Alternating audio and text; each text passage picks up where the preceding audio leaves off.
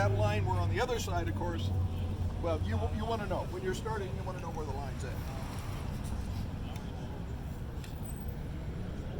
So this is a start line. It's, maybe 30 seconds, maybe 20 seconds before the start.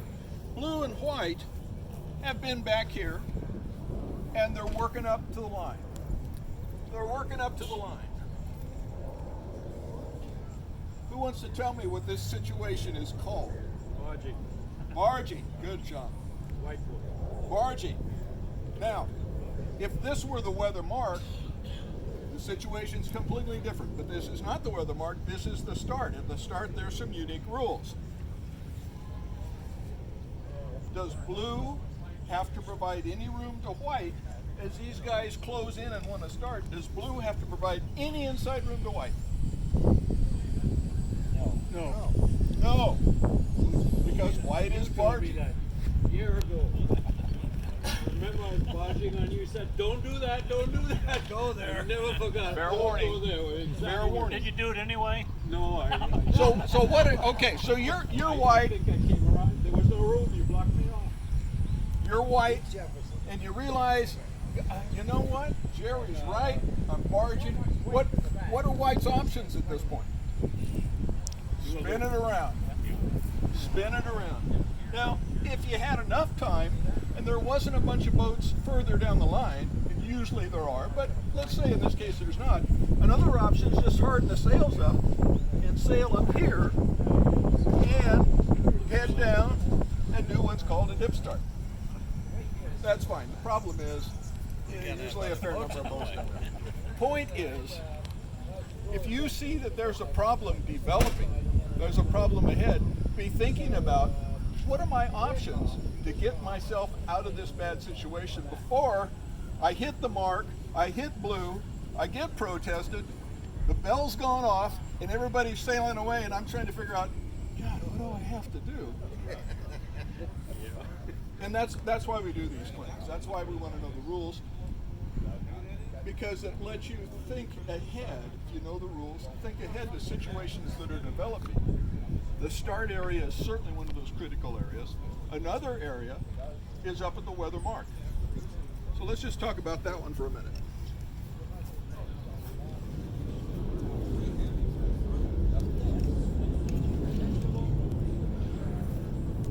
Now, there's something magical about the weather mark.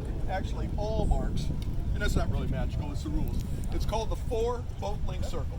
So 4 boat lengths from, this is now not the start line, so we're going to make a 4 boat length circle. 1, 2, 3, 4. Pretty close. This is the weather mark. That's the offset mark. So boats will be taking that mark to port, going around the offset mark and heading downwind.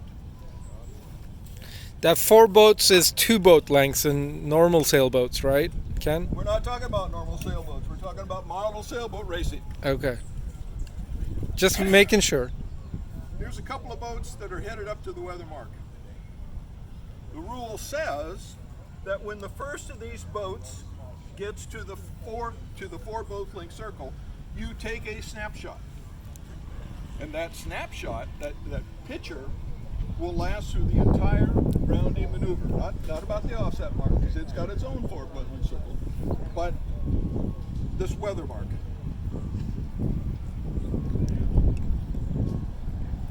And it says that the inside boat must be given room to pass that mark. And even if he needs to scooch up and head up, blue is required to give white room to pass the mark, because white was inside when the boats hit the 4 boat length circle. Now, what can white do? White's not quite laying it. Blue has to give white room. White's the leeward boat. That's a pretty important rule. It's a very powerful rule. So blue needs to stay clear of white. Now, white can head up a little bit. Now, the question is, how far up can white go? How far up into the wind can white go? Irons? What was that? Into the as much as irons. Head to wind. Yes. Not into irons. Head to wind. And we realize that, this is a little subjective because the wind on the pond is always up and down, strength-wise, and it's shifting in direction. But white can go head to wind. And hopefully he'd have enough inertia. Tough to do with a 95, IO would be a lot easier. He wants to get around. Blue better stay clear here. Let's change that situation a little bit. Again, talking about the weather mark, because a lot of things happen to the weather mark. 95s, we'll have at least a dozen 95s today. Gets crowded at the start line. We'll talk a little bit more about that, but we talked about barging. The other place it gets tight, because everybody's still, the race just started, people are still close, is the weather mark. So instead of these two boats coming in on starboard, what we got here is white, who found a wonderful port lift, wind coming out of the south, is just zooming up here. Blue's having trouble laying the mark.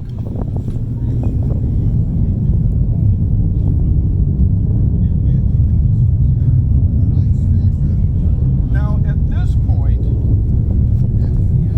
who's the right-of-way boat? Let me tell you the analysis. The analysis here is you take the mark away. And now what do we have? Port and starboard, right? That's a simple port and starboard situation. So white better be thinking about that ahead of time. If he can cross clearly ahead of blue, fine. He also has the option to duck down below blue, down here, sail back here, and then go up.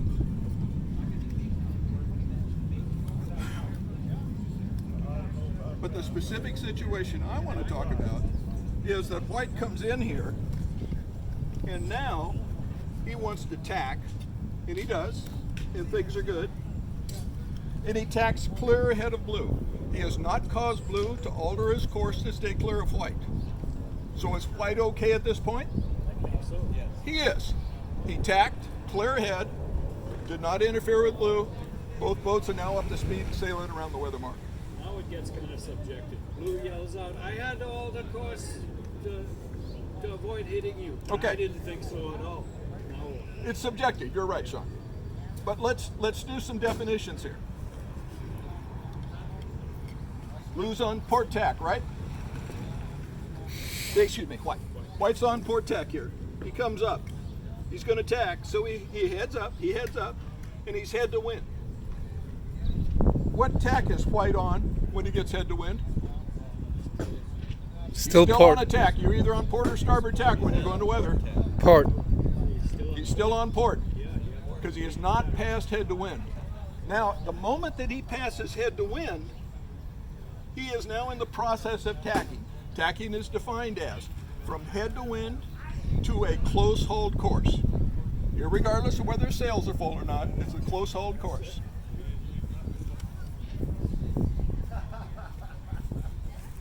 So white completes his tack. So that goes to the definition of tacking. Now at that point, white's on starboard, and only at that point that white has finished his tack, has completed his tack, and is on a close hold course, only at that point does white obtain his starboard tack rights. And you might think about it that if you're, we're just moving up the pond, irregardless of where the weather mark is, we're going up the pond, and it's a port and starboard coming together, and the port tack's over. That port tack boat is on port and he is tacking until he gets on close hold to starboard. And when he is on close hold to starboard, only then does he gain his starboard tack rights. And only at that point does the other starboard tack boat that held his course have to stay clear, because he's either going to be clear behind or he's going to be to weather. If he is clear behind, but he has more speed, therefore puts his nose under him Okay. and creates a little overlap There are there. a couple of special situations here when white tacks within the 4 boat length circle at the weather mark. There are 2 situations here. And one is that if white causes blue to have to sail above close hauled, so let's just assume that's close hauled, not quite with the arrow. Let's do this a little bit more. There we go. So blue's close hold going into the mark. White finishes his tack. He tacked clear ahead.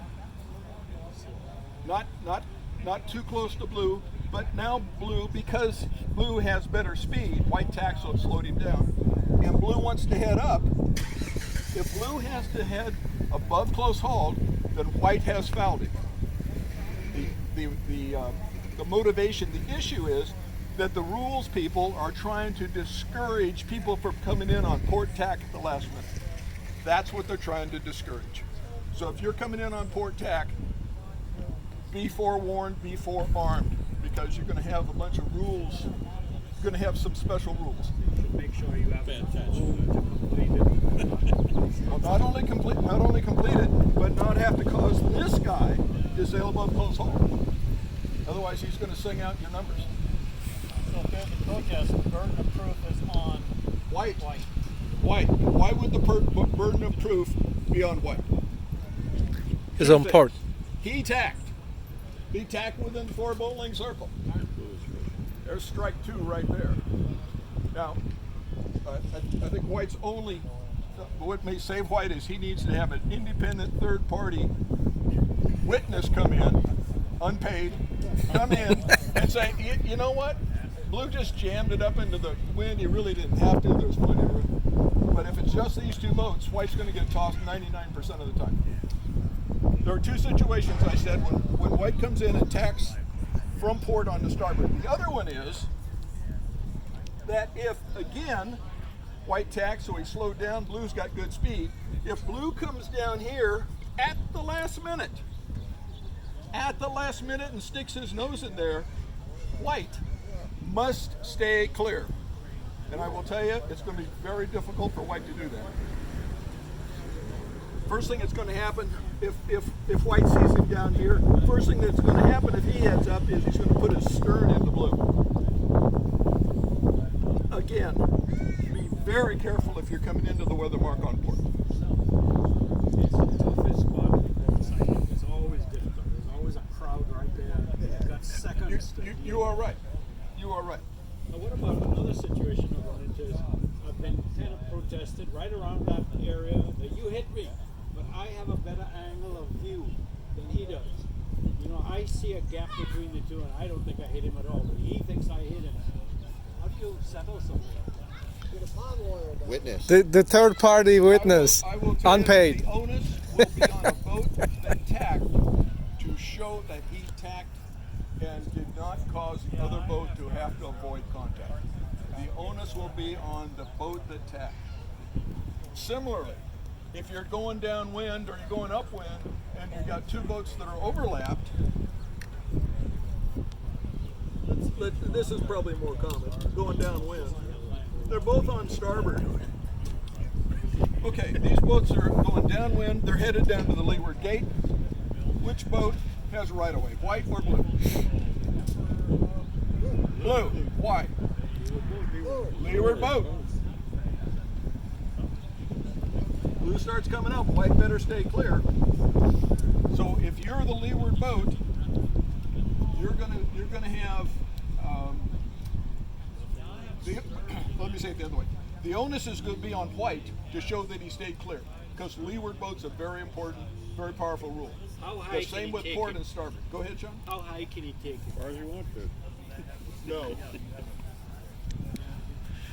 You know, there's a proper course issue. Yeah. Okay, so let's talk about that. That's a good one, and we do run into that one a lot. Let's put both these boats on starboard. They went around the mark a long time ago. They're headed down to the leeward gate. 1, 2. So there are 2 boats apart. We're going to make it clear. There's 3 boats. 3 boats between the 2. And I'll tell you ahead of time. The issue is 2 boat lengths apart. If blue is back here, you know what? the boats pretty much have the same basic speed, but Blue got himself a nice puff. And Blue came up here, and now it looks like this. Blue is the leeward boat. He has a leeward overlap on White. Now they're a long ways away, I appreciate that. But if you draw that perpendicular line between Blue, they're overlapped.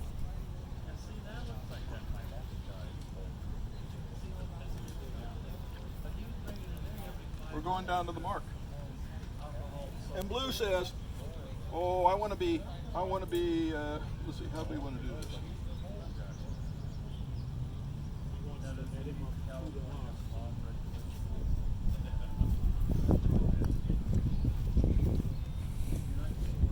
Blue wants to go around this mark on the south side.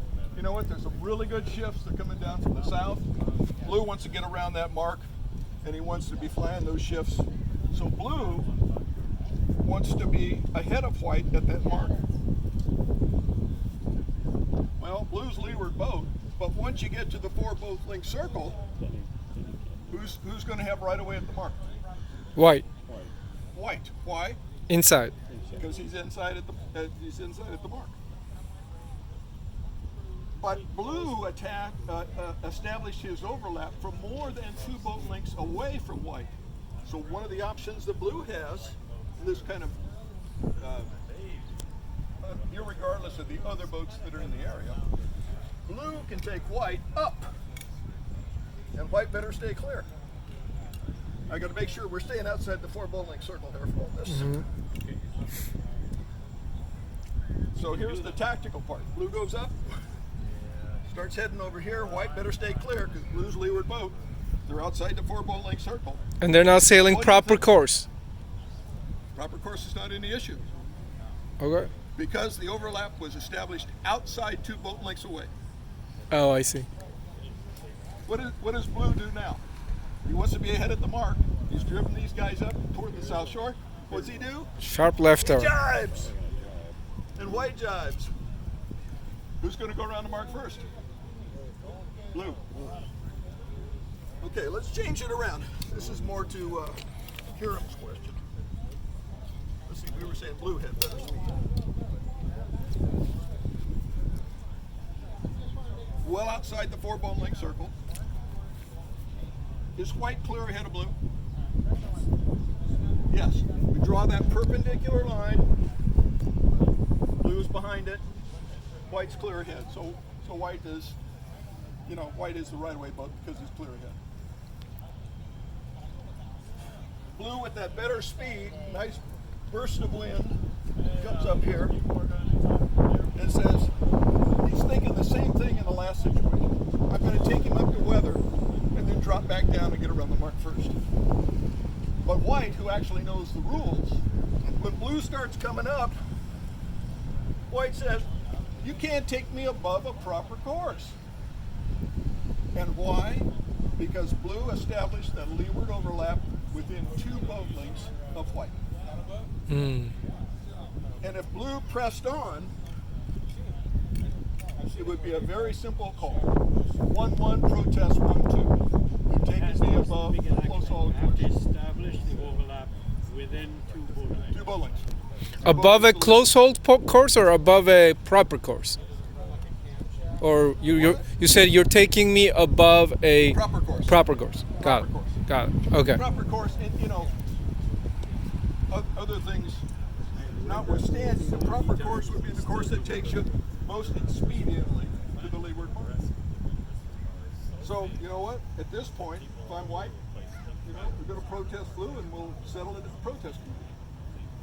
Pretty straightforward. Now, this too can be a little on the subjective side, but you know what? I'd be talking about whatever I'm looking at, headed toward the bathrooms or something like that, saying, you know what? You can't do that. You can't take me up there. So, 2 situations. This is going downwind. It's if you establish an overlap within 2 boat lengths, you cannot take a boat to weather above a proper course. If you establish it outside 2 boat lengths, you can take them to the beach. No, but Okay? I like this.